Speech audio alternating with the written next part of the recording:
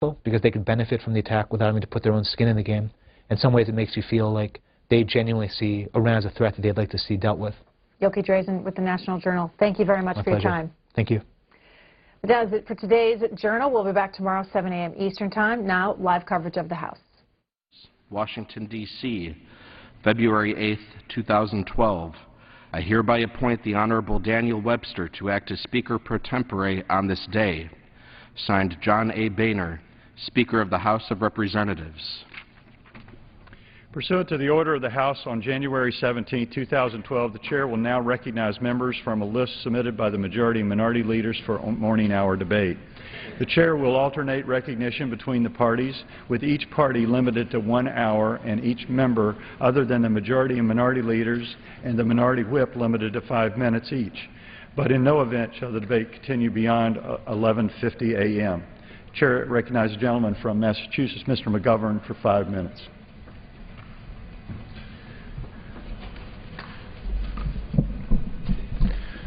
Mr. Speaker, Congress and the American people need to hear the truth about Afghanistan. It is impossible for us to make thoughtful, rational decisions on policy if we do not receive straight, accurate information about the situation on the ground. And we have no right to keep our brave servicemen and women in harm's way day after day, week after week, based on a steady diet of rosy statements that tell us everything is going well, progress is being made, conditions are improving, and victory is at hand. On January 18th, I had the privilege of sitting down with U.S. Army Lieutenant Colonel Daniel Davis for a special briefing on his assessment of the situation on the ground in Afghanistan. He had recently submitted reports in both classified and unclassified versions to his superiors at the Pentagon. I was joined at that briefing by my colleagues Congressman Walter Jones and John Garamendi, and we were not only impressed with Lieutenant Colonel Davis's character, but the information and analysis he shared with us. Simply put, the situation in Afghanistan does not reflect the optimistic statements we repeatedly hear from high military officials and commanders on a regular basis. This week, a great deal of what Lieutenant Colonel Davis told us has appeared in the media, in an article he wrote for the Armed Forces Journal, the nation's oldest independent military magazine, and in the New York Times. Lieutenant Colonel Davis talks about the difficulties of training the Afghan police and military, the challenges facing our own troops to establish sustainable security zones, the rampant corruption, and the great discrepancy between the military's positive public statements and the classified material that contradicts such claims. The briefing with Danny Davis comes close on the heels of a number of articles that appeared toward the end of last year about the more pessimistic conclusions found in the most recent National Intelligence Estimate on Afghanistan. According to the press, the current NIE on Afghanistan recognizes that U.S. policy has not achieved the objectives outlined by the President, that instead it casts doubt on official assertions of progress made by the U.S. government and military leaders. No one likes to hear bad news, Mr. Speaker, but we do need to hear the unvarnished truth. We need accurate information in order to get a genuine understanding of what the situation is like on the ground in Afghanistan. We need to know the very real challenges faced by our troops and our diplomatic, development, and humanitarian workers every day. As Lieutenant Colonel Davis asserts, the amount of unclassified information available to the American public, the media, and public officials continues to shrink. Ironically, 1 week before being briefed by Davis, Congressman Walter Jones and I sent a letter on January 12th to the President asking him to declassify and release the 2011 NIE on Afghanistan. We are still waiting for a response to that request. Mr. Speaker, the U.S. has spent hundreds of billions of dollars on military operations in Afghanistan. Over 5,500 Americans were wounded or killed in Afghanistan last year alone. Over the course of a decade, tens of thousands have come home. Many will carry for a lifetime the unseen scars of post-traumatic stress or traumatic brain injury. Like soldiers everywhere, they face a callous and unsympathetic battlefield. They do what is expected of them, and they do it with courage and determination. As my colleagues know, the majority of Americans want a safe and orderly withdrawal from Afghanistan as quickly as possible. I want every single one of our troops home and reunited with their families and loved ones as soon as humanly possible. I want them to be able to leave safely and in a manner that generates confidence in what the next day will bring for Afghanistan and the region. On February 1st, the administration announced that it will end U.S. combat operations in Afghanistan at the end of next year. This is welcome news. To ensure that that timeline is met and to ensure that our policies and priorities pave the way for a successful transition, we need to know now what the real conditions are on the ground. We can only do that with a clear-eyed, hard-eyed assessment of what's going on in Afghanistan. An unclassified version of Lieutenant Colonel Davis's report can be found at www.afghanreport.com. I encourage all my House colleagues to read it. I encourage them to meet with Lieutenant Davis for a briefing. I urge my House colleagues to ask the President to declassify the 2011 NIE in Afghanistan, and I ask the Pentagon Public Affairs Office to stop stalling and formally approve the release of Lieutenant Colonel Danny Davis's unclassified report. Mr. Speaker, the Congress and the people of this country deserve more than a whitewash. Too often over the last decade, we have been misled about the wars in Iraq and Afghanistan. Too often, Congress has made decisions based on false information, and too many of our brave servicemen and women have lost their lives. This must change. America needs and deserves the truth. I yield back my time. Chair recognizes the gentleman from Michigan, Mr. McCotter, for 5 minutes. Thank you, Mr. Speaker. Odds and sods for brunch this morning. We've recently seen an ad that played during the Super Bowl that is referred to as the halftime ad. It has caused much discussion in this country, much of it focusing on the political dimension of the attempt to sell cars that were made in my hometown of Detroit. Now first, Mr. Speaker, I must admit that I disagree with the premise of the ad, that it is halftime in America. For logically, we would then have to conclude that the free republic in which we inhabit will expire before its 500th birthday. I refuse to concede that our revolutionary experiment in human freedom has any timeline whatsoever. But what I do wholeheartedly concur with is the fact that American manufacturing, especially our auto industry, is starting to revive. And as it does, will continue to form a critical engine of any economic recovery we have, and will form the basis of ensuring that our American economy leads the world. Yet despite this nascent recovery, we must continue to watch the horizon for any dangers that may loom to our industrial base here at home. One of these is the attempt of our strong ally, Japan, to join the Trans-Pacific Partnership Initiative. Currently, the United States, Brunei, Chile, Malaysia, New Zealand, Peru, Singapore, and Vietnam are trying to ensure the free flow of goods, including automobiles, amongst our nations. Japan wishes to enter into this partnership which is formed. Unfortunately, the time is not right. For Japan, like communist China, continues to manipulate currency, continues to put up non-tariff trade entry barriers, and until Japan has restructured and reformed itself, their entry into this organization, to this initiative, could only slow the progress and have a detrimental impact upon our manufacturing base. So I would encourage all who understand the importance, not just to those of us who were born and bred in what was once known as the arsenal of democracy, to understand the importance of manufacturing. I ask this administration, and I ask all those involved in this initiative, to ask Japan to do the right thing before they join us at the table and embark upon a greater period of prosperity for our nations. And finally, Mr. Speaker, I would just like to point out, as I did when the Obamacare legislation on health care was passed, so this is what change looks like. As an Irish Catholic, I remind my co-religionists and all Americans that no government can come between you and your conscience and the central tenets of your creed.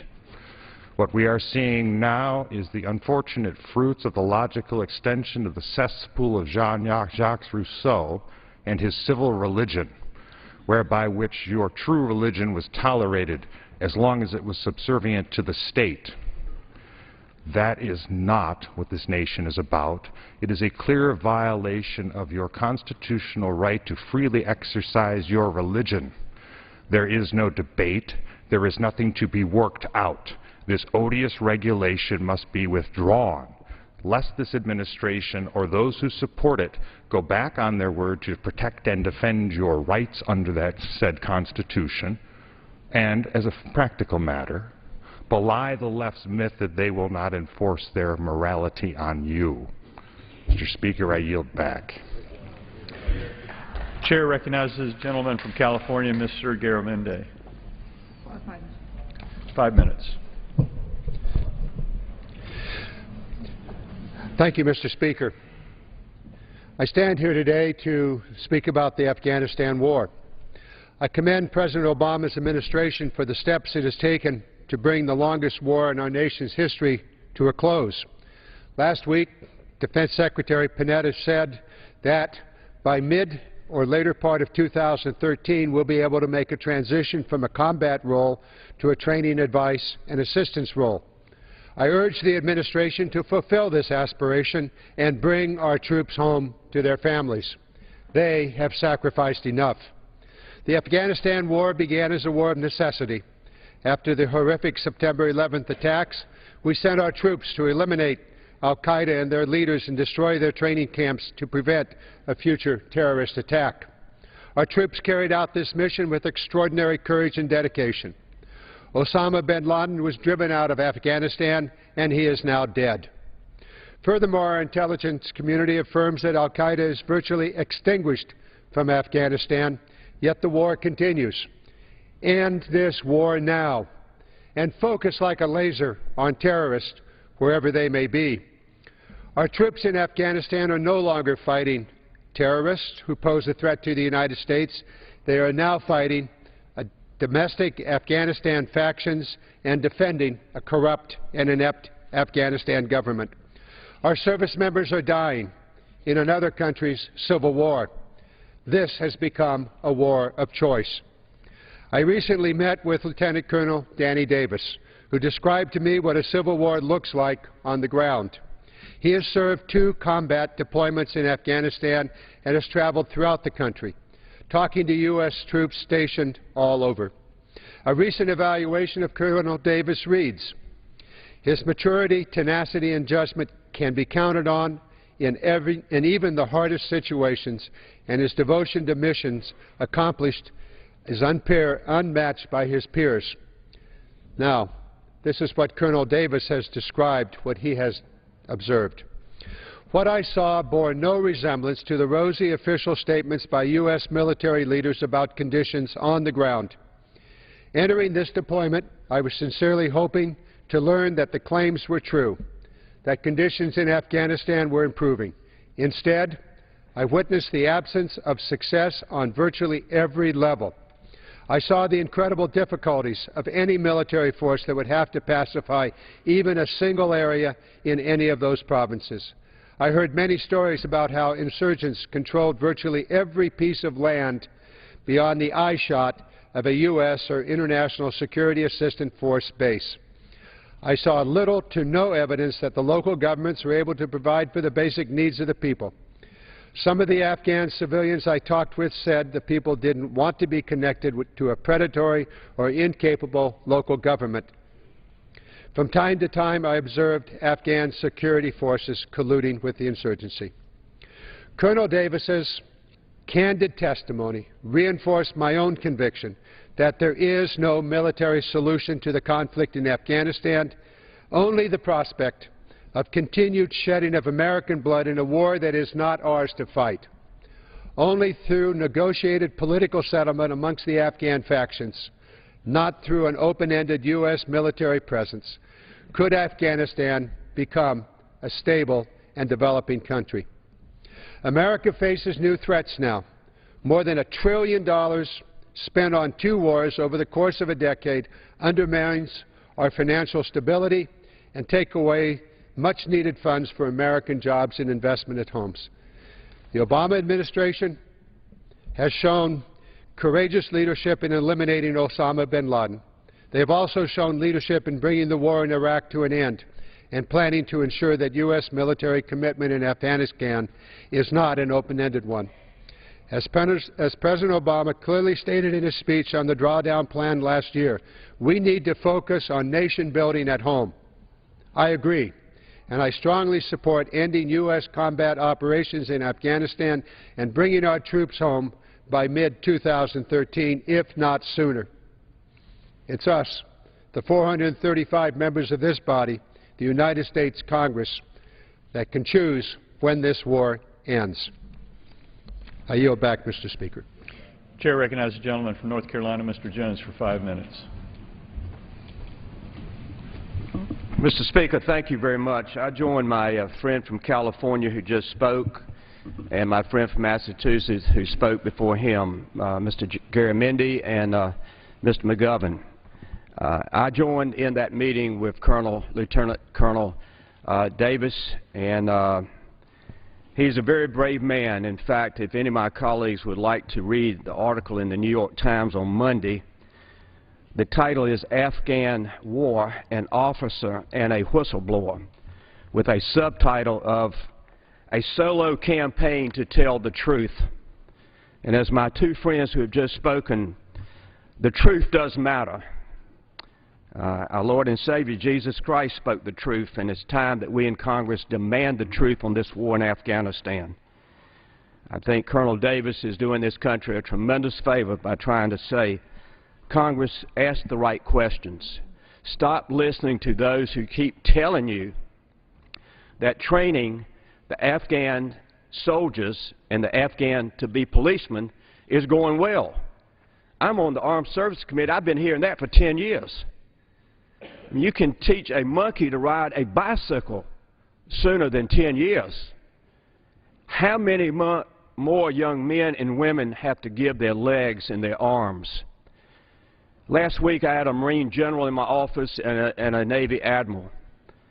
And after we talked about the issues impacting the eastern North Carolina where we have 3 bases, we got into this war on Afghanistan. And I was telling them the broken bodies I've seen at Walter Reed and Bethesda, which has now been consolidated to Walter Reed at Bethesda, and I'll be there next Tuesday. I was telling them about seeing 4 young men that have no body parts below their waist. They're living. They would have died in Vietnam. Medical technology has advanced to the point that a young man or young woman can live with half a body, nothing below their waist. The Admiral told me of seeing a young man that he visited that has no arms or legs. No arms or legs, and he's living. Uncle Sam, you've got a tremendous responsibility to take care of these heroes for the next 10, 15, 20, 25, 30 years, and this Congress can't even balance the budget. No veteran from these 2 wars should ever be told that your check did not come in this month because Uncle Sam cannot pay his bills. Mr. Speaker, before closing, these 2 little girls beside me on this poster, their father, Sergeant Baldiff from Camp Lejeune, was sent to Afghanistan with Colonel Palmer from Cherry Point Marine Air Station to train Afghans to be policemen. Sergeant Baldiff emailed his wife, Amy, the night before he died and said, I don't trust them, I don't trust them, I don't trust any of them. And the next night, a trainee stood up at a dinner and shot and killed the colonel and the sergeant. To my friends who have spoken and my friends who are speaking after me, we must demand that this Congress awaken from its sleep on Afghanistan. The American people are ready to bring our troops home. We don't need to wait to 2013, 2014, or 2015. We need to say to the President, start the progress this fall. It will take a year to bring them home. If you announce that you're going to bring them home this year, it'll take a year before they come home. These 2 little girls are standing at their father's grave at Arlington Cemetery. How many children have cried and how many children have felt pain? And how many babies will never know their father or their mother? To my colleagues on the other side and my colleagues on this side, let's come together. Let's end the war in Afghanistan. Karzai is a crook. Afghanistan's history said no great nation will ever conquer Afghanistan. So as I close, Mr. Speaker, as always, I ask God to please bless our men and women in uniform. I ask God to please bless the families of our men and women in uniform. I ask God in His loving arms to hold the families who've given a child dying for freedom in Afghanistan and Iraq. I ask God to bless the House and Senate that we will do what is right in the eyes of God for American people. And I ask God to please bless the President that he will do what is right in the eyes of God for the American people. And I close by asking 3 times, God please, God please, God please continue to bless America. I yield back. Chair recognizes the gentleman from New York, Mr. Towns, for 5 minutes.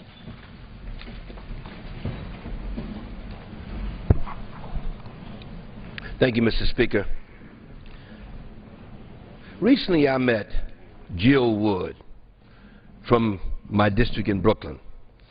I was very moved by this meeting as she described the struggles of her son, who is diagnosed with a rare genetic disease known as Sanfilippo syndrome.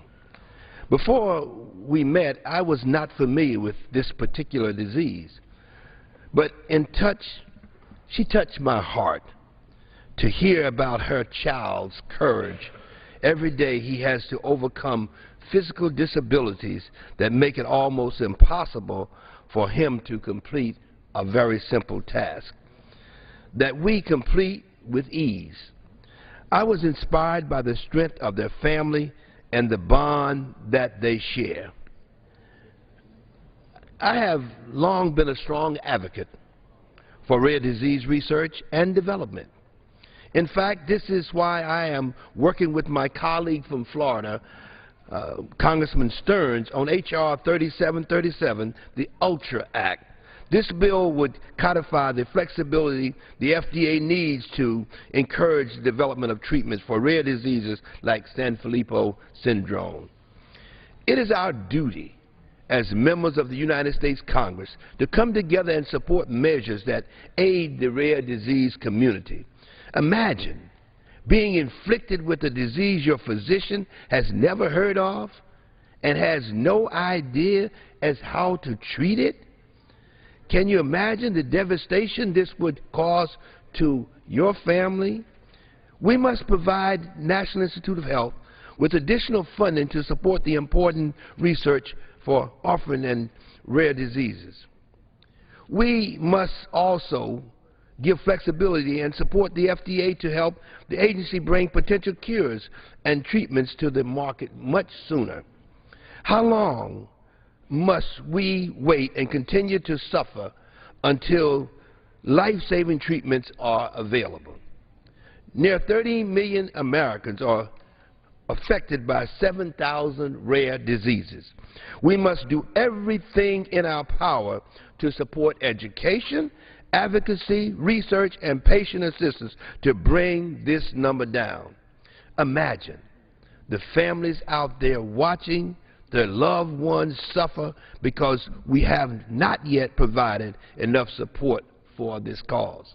We are a great nation of innovation, but that innovation and drive only goes so far without the proper support coming from the government. Our constituents need to know that we hear their needs and that as their elected officials we are determined to make available the resources that will support them. The next time I speak to a family affected by rare diseases, I want to be able to look them in the eyes and tell them that we have helped, that we made available the means necessary to support life-saving research and development. We care, and we will do everything in our power to ensure that everyone has the chance to live full, healthy, and prosperous lives. And thank you, Jill, for bringing this to my attention.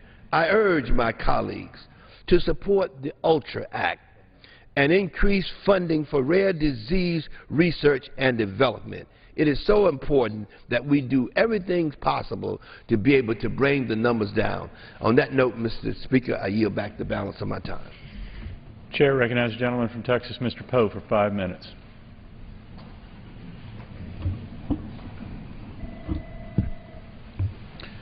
Mr. Speaker, I request unanimous consent to address the House for 5 minutes to revise and extend my remarks.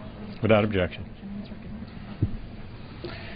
Mr. Speaker, recently in one of New York's neighborhoods, gunshots rang out. One of NYPD's finest, police officer Kevin Brennan, quickly responded to the call. When he arrived at the scene with his partners, they recognized a familiar face. It was outlaw Latin gang member Luis "Baby" Ortiz. Brennan gave the suspect a chance to turn himself over to the police by yelling, "Stop, police!" But Ortiz took off running in the darkness of the night. The officers gave chase. Officer Brennan cornered Ortiz in a hallway, and rather than give up, Ortiz shot Officer Brennan point blank in the head. Ortiz was trying to flee the scene of the shooting so fast that he ran out of one of his shoes and left it at the crime scene. Police Commissioner Ray Kelly said Ortiz may have tried to fire off a second shot into Officer Brennan's head.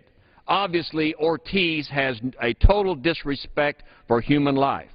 When police officers Michael Burbridge and Christopher Mastoros arrived and found Officer Brennan, he was lying in a pool of his own blood, left to die. But Officer Brennan miraculously survived this attack. The outlaw was captured. When Baby was brought to court, he made a mockery of the judicial system, waving at the cameras, asking them to take his photograph while blowing kisses to his family. His family, too, showed disdain for the justice system and the police by yelling obscenities to the police and banging their hands and fists on a police cruiser that led Ortiz back to the jailhouse. On Ortiz's second appearance in the courtroom was packed with a sea of blue. NYPD had come to support their wounded fellow officer. Disturbing but not surprising, this would-be assassin has been arrested 14 times in his just 21 years of a lifetime of crime and lawless, worthless existence. His crimes have included drugs, assault, and armed robbery, yet he has walked free every time, beating the system. One more detail worth noting, the weapon used to shoot Officer Brennan was the same one used in a New Year's Day murder in New York. Coincidence? Probably not. Officer Brennan, a 6-year veteran of NYPD, is married and has a young baby daughter. Mr. Speaker, in my other life, I was a prosecutor and a criminal court judge in Texas. I have been privileged to meet a lot of Texas peace officers and other officers in the United States.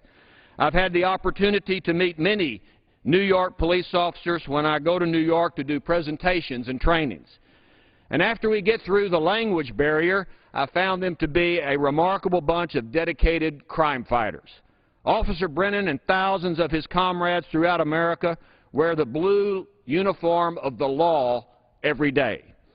They pin the shield and badge over their chest, over their heart, as a symbol of their duty to defend the people against outlaws like Ortiz.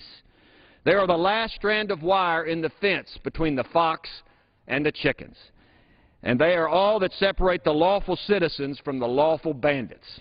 They go into dangerous areas of our cities looking for drug dealers, child molesters, wife beaters, robbers, bandits, and other street terrorists that would do the rest of us harm. They deserve our respect, our admiration, and our appreciation. We thank the good Lord for people like Officer Brennan and the others of NYPD Blue. As for Baby, it's past time that Baby met the long arm of justice. He's looking at doing 40 years behind bars in the Do-Right Hotel. Our society cannot allow street trash like Ortiz to get away with their desire to reap havoc in their neighborhoods and shoot peace officers. After all, Mr. Speaker, we've got too many gangsters doing dirty deeds, too much corruption and crime in the streets. A man has to answer for the wicked things he's done, because justice is the one thing you should always find. May it be swift and harsh, because justice is what we do in this country, and that's just the way it is. Chair recognizes the gentleman from Illinois, Mr. Gutierrez, for 5 minutes.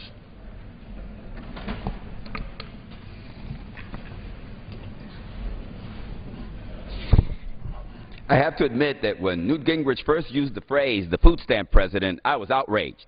But then I started looking at the facts. I did my homework. I crunched the numbers, and I have to admit, food stamp president might be on target. I think we have to be willing to understand the numbers and speak the truth, even when that truth might hurt.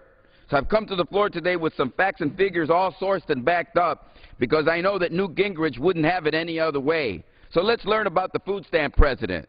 Here's the fact. It clearly shows that the food stamp president increased spending on food stamps by more than $19 billion. Let me repeat that.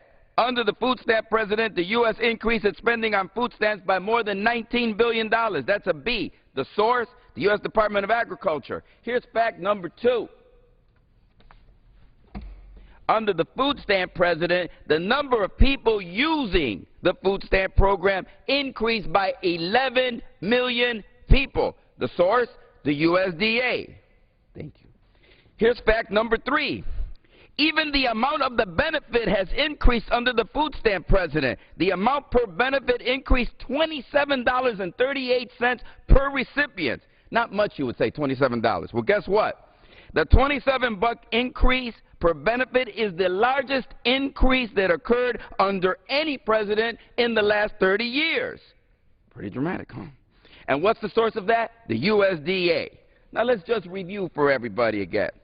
Republicans and Democrats, let's all get together and review that the numbers don't lie. Under the food stamp president, spending increased by more than $19 billion.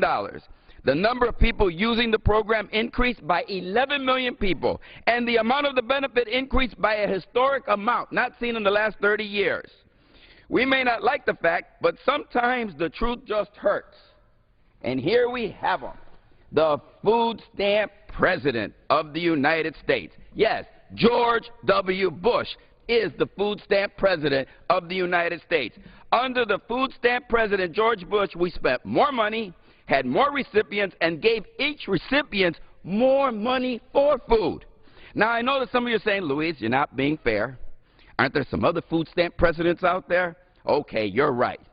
Yet under another food stamp president, spending increased by more than $9 billion, the number of recipients increased by 7 million, and the amount of the benefit increased by $17. Yes, let's show him who it is. Here he is. George Herbert Walker Bush was also the food stamp president. See, it runs in the family.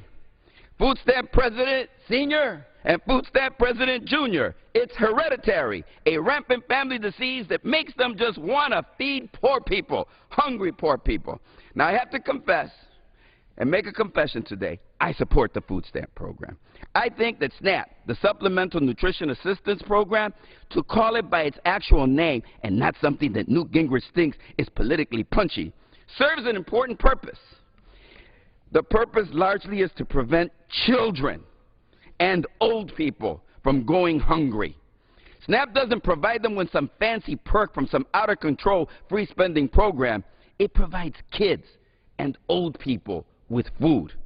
You can't redeem food stamps at Tiffany's, which might be another reason Newt Gingrich thinks it's so bad. But I think that Americans want their people not to go hungry.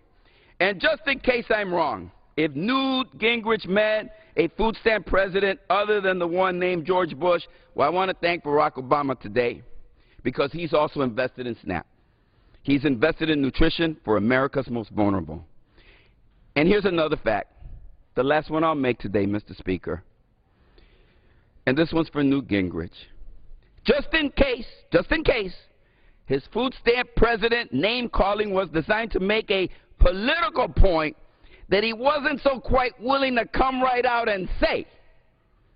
Of the recipients whose race we know, 22% of SNAP recipients are black, 34% are white, because hunger knows no race or religion or age or political party. Hunger is colorblind, Mr. Gingrich. Thank you so much. Chair recognizes the gentleman from Michigan, Mr. Wildberg, for 5 minutes. Thank you, Mr. Speaker. A few weeks ago, during a district work period, I had the privilege to catch up with many of my constituents back in the Michigan 7th District. Business owners graciously invited me into their facilities, eager to talk about the economic climate, as well as what can be done to promote growth. These conversations continued in coffee houses and town halls across the district, where citizens packed into rooms eager to exchange their ideas, triumphs, and concerns with me. But whether I was being given a tour by the owner of a manufacturing plant or having a cup of coffee with an engineer, a similar theme kept cropping up. People are worried about excessive big government regulations, in particular, how they impose unreasonable costs on businesses, create uncertainty, and in turn, affect job growth. This time, many of my constituents expressed outrage over a new youth agricultural labor rule program. The Department of Labor proposed regulations to restrict the types of activities young people can participate in. While the rule includes an exemption for children on non-incorporated farms owned by their parents, it could prevent kids from working on incorporated farms owned by their parents, grandparents, aunts and uncles, and close neighbors.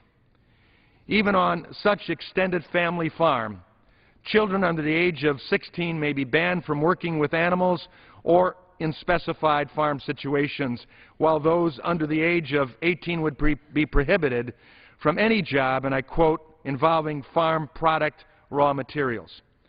That could come to mean any job involving grain elevators, grain bins, silos, feedlots, stockyards, livestock exchanges, and livestock auctions. If carried any further, the rule may end up barring kids from selling animals at their local 4-H fairs. This is nanny-statism to the absurd. My kids were all in 4-H, and some of the best memories we have together are these events. It was always a positive experience for my sons and daughter, as well as every other child I know who got involved. Besides the life lessons learned, responsibility, hard work, and self-sufficiency, children often use the money from the sale of their animals for their college funds. This rule would not only hurt their ability to find a job now, but also hurt their future. In addition to participating in 4-H fairs, my kids also worked on farms where they were asked to drive tractors and run other farm machinery, all under the age of 16. The worst mishap one of my kids ever had was running over a neighbor's mailbox with his dualies. But even through that experience, he learned responsibility. He not only had to pay for a new one out of his own pocket, but to replace it himself. Farmers depend upon young people to take on these extra jobs so they can focus on the bigger picture. Parents depend upon their children to work on the family farm, not only to help out, but instill a love of farming at a young age to keep their family farm going. And lastly, young people themselves depend on these jobs as a source of income and a way to pay for college. There are often fewer job opportunities in rural areas, and if we impose more rules about what jobs young people can take, what have we gained? I'll always stand behind regulations that genuinely protect the worker, especially when those workers are children. But when government bureaucrats are regulating in what capacity a young person can work on a farm, then it's clear they've overstepped their boundaries. It's time to fix the flawed and broken regulatory system that allows such rules to slip through the cracks. And, Mr. Speaker, related, it's also a time to push back on big government's attack on our freedom to choose and our constitutional liberties. The recent assault on our religious rights of conscience and the separation of powers by this administration must be defeated. Kids on the farm and in the city deserve the rich future that our Constitution and Americans' exceptionalism can provide. This will then be a nation that God can truly continue to bless. And I yield back. Chair recognizes the gentleman from Indiana, Mr. Carson, for 5 minutes. Without objection.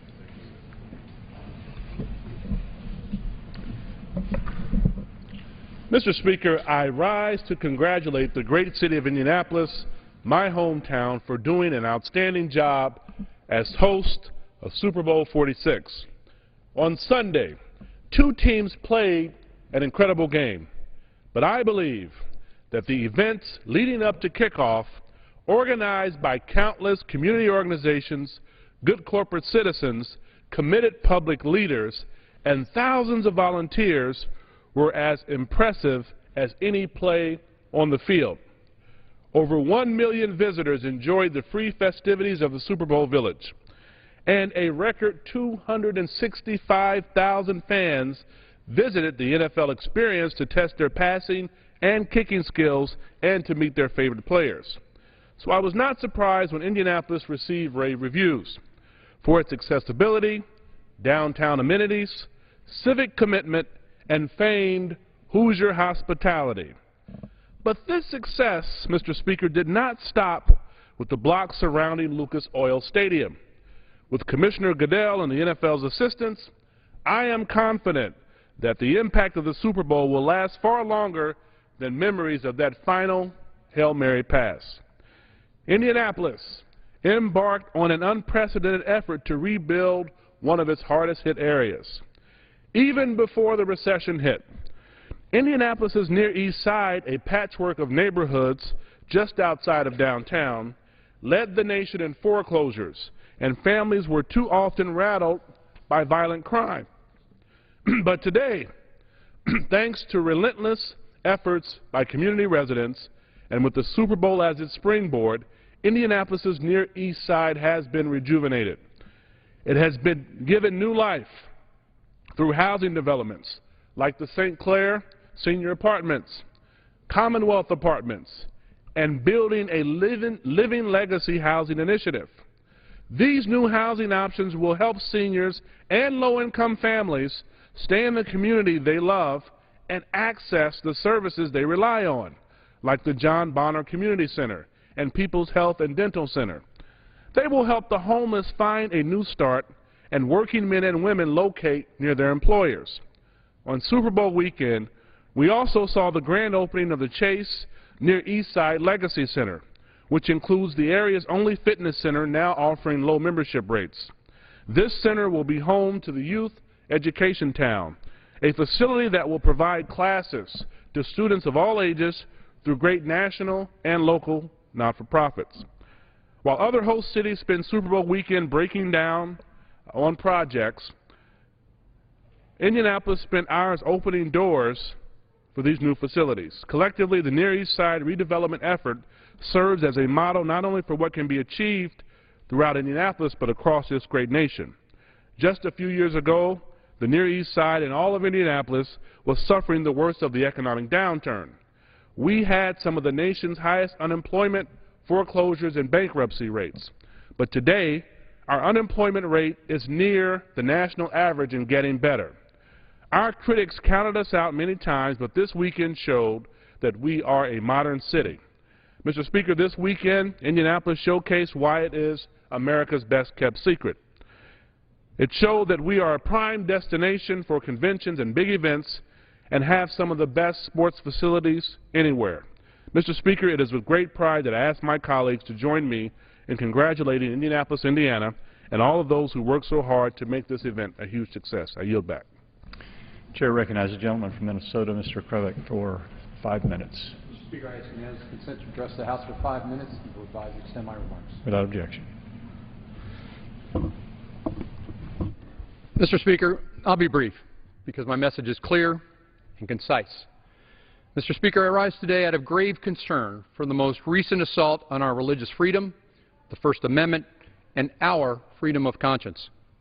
The U.S. Department of Health and Human Services ordering requiring every Catholic institution larger than a single church, and even some cases a single church, to pay for contraceptives, sterilization, and morning after abortifacients for their employees is directly contrary to the principles of the Catholic faith. Let us ensure we do not confuse the issue here. This is a direct attack against religious liberty for all religions. But forcing Catholic schools, hospitals, Catholic charities to comply with a federal mandate that violates the core moral commitment of protecting lives of the unborn is unconscionable. This act threatens to sabotage the very foundations of our First Amendment rights and our religious liberties. Continually, chipping away at our basic constitutional freedoms that set the foundation of this great country, sends us down a very slippery slope to further government overreach and intrusion into our individual lives. This must stop, and we, as Americans, must stop it. And with that, I yield back. Chair recognizes the gentlelady from California, Ms. Lee, for 5 minutes. Thank you, Mr. Speaker. First, let me thank my colleagues, Congressman McGovern, Jones, Woolsey, Waters, and Honda, for their efforts to bring the war in Afghanistan to a swift and safe end. Mr. Speaker, I'm here this morning to remind my colleagues that there is no military solution in Afghanistan. It is time to bring our troops home and make sure that we leave no permanent military bases. And while many and a growing number of my colleagues have come to this conclusion, there are still those who claim that Afghanistan is going well and that we should stay there indefinitely. Well, we're gathered here this morning to give some real and important insight into the reality that nothing could be further from the truth. We are here to discuss very important revelations brought to light by a brave Army officer, Colonel Daniel Davis. Colonel Davis has honorably served this country for over a quarter century and has received praise from his commanders for his maturity, determination, and judgment. He recently made the brave decision to release an unclassified account of the war in Afghanistan after witnessing the huge gap between what the American public was being told about progress in Afghanistan and the dismal situation on the ground. Declassifying the national intelligence estimate on Afghanistan is a necessary step so that our policy is based on accurate information. Mr. Speaker, I would like to submit this article written by Colonel Davis into the Congressional Record. It was published this past Sunday in the Armed Forces Journal. In this article, may I insert this into the record, Mr. Speaker? Without objection. Thank you. In this article, and I quote, Colonel Davis asks, how many more men must die in support of a mission that is not succeeding and behind an array of more than 7 years of optimistic statements by United States senior leaders in Afghanistan? No one expects our leaders to always have a successful plan, but we do expect, and the men and women, I must add, who do the living, fighting, and dying deserve to have our leaders tell us the truth about what's going on. Mr. Speaker, the American people deserve to know the truth after spending the past decade on failed military strategies, which has cost us over $450 billion in direct funding. And the costs, of course, have been even greater in injuries, lives lost, and the trillions of dollars we will need to spend in long-term care for our veterans, including hospitals, clinics, job training, post-traumatic stress disorder treatment, housing assistance, and homeless services. But we must spend these resources for our veterans. The American people, though, are sick and tired of these endless wars. Fully two-thirds of Americans support ending combat operations in Afghanistan in 2013, and 3 out of 4 Americans favor a speedy withdrawal of all United States troops out of Afghanistan. We are set to spend an additional $88 billion, mind you, $88 billion in Afghanistan over the next year, while domestic cuts in education, health care, roads and bridges, and other essential priorities are sacrificed. We cannot afford an indefinite stay in Afghanistan. We need to ask what we have to show for the past decade of war. Instead of a stable democracy, we have a broken state which is completely dependent on foreign countries for its budget, with rampant corruption and widespread violence. For the 5th straight year, civilian casualties rose in Afghanistan. In fact, 2011 was a record year for Afghan civilians killed. 3,021 Afghan children and women and men were caught in the crossfire between an insurgency and the heavy presence of NATO troops. The reality on the ground in Afghanistan stands in stark contrast to the steady reports of progress we have been hearing from those who seek to maintain a military presence in Afghanistan in 2014 and beyond. It's time to bring our troops home from Afghanistan, not in 2014, not next year, but right now. Congress authorized the use of force in 2011, which I voted against, because it gave the president, any president, a blank check to use force anytime, any place, anywhere in the world for any period of time. We should have had a debate 10 years ago when Congress failed to consider the implications of giving the Pentagon a blank check in the rush to war. Mr. Speaker, I want to thank Colonel Davis for his courage in risking his career to speak out, to try to let the American people and their elected representatives understand the true risks we are taking in Afghanistan. To understand what is at stake in Afghanistan, I again call on the Pentagon to declassify the National Intelligence Estimate on Afghanistan so that we can have an informed discussion moving forward. It is time to bring our young men and women home. They have performed valiantly with incredible courage and have done everything we have asked them to do. Chair recognizes the gentleman from Maryland, Mr. Harris, for 5 minutes. Mr. Speaker, once again we are reminded why we need to repeal the President's Affordable Care Act, which most Americans know as Obamacare. Mr. Speaker, a majority of Americans already understand how harmful Obamacare will be to American health care, especially to the millions of seniors on Medicare who will have that program cut by $500 billion if we don't repeal it. But 2 weeks ago, the latest administration rule implementing Obamacare was announced by the Secretary of Health. And that rule would impose the latest mandate, this time a mandate on all religious institutions to provide government-mandated coverage for drugs and surgery that is contrary to the beliefs of those religions. The greatest uproar was from the Catholic Church over the rule that would force Catholic institutions to pay the full cost of all government-mandated drugs and procedures, and that would include sterilization and abortion-causing drugs. That mandate would put those institutions in the position of either paying the full cost of those drugs and procedures that violate their beliefs or paying a government fine.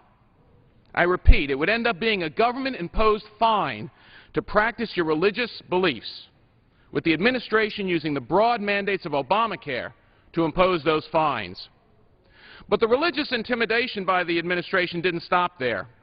When the Archbishop for the Military Services, Timothy Broglio, wrote a letter about this new mandate to his diocese to be read at Sunday services, the U.S. Army Chief of Chaplains, a recent Obama appointee, ordered his chaplain corps not to read the letter at those Sunday services. Mr. Speaker, you know that those services are attended not only by the military but by family and DOD employees, and this order was a clear violation of the First Amendment guarantees not only of the freedom of religion, but the freedom of speech. Let me read from the letter, and you'll see why the administration was so concerned. Dear brothers and sisters in Christ, it is imperative that I call to your attention an alarming and serious matter that negatively impacts the Church in the United States directly and that strikes at the fundamental right to religious liberty for all citizens of any faith.